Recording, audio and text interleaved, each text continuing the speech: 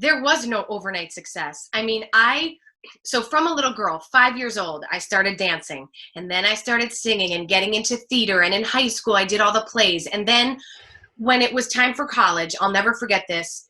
I knew that I wanted to major in my one true love, which was performing. And I went to Wagner College in Staten Island, New York. And I remember so many people saying, like, Renee, well, what are you going to fall back on? Right? You know, I mean, this is a very, very unstable career. But I said, no, I'm going to do it. And I remember, you know, just being like 20 years old, no, not even 18 years old, like being like, no, I'm doing this.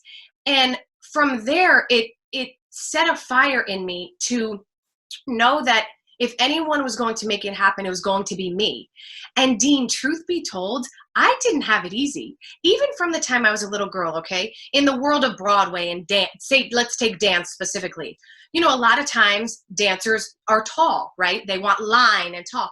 I'm 5'2", 5'1 3/4. But my point is, so often I'd hear like, Renee, I mean, you're an amazing dancer, but I mean, you're so short, like you're petite. And I'm like, yep, okay.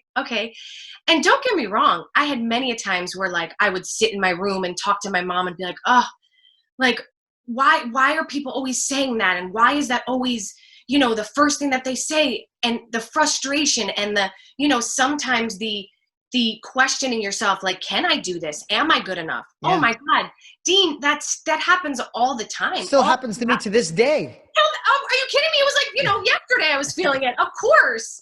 But the beauty of it is the awareness, number one. And number two, you know, in connecting with communication, being able to say to yourself, okay, I'm aware that this is here, but am I going to let it stop me?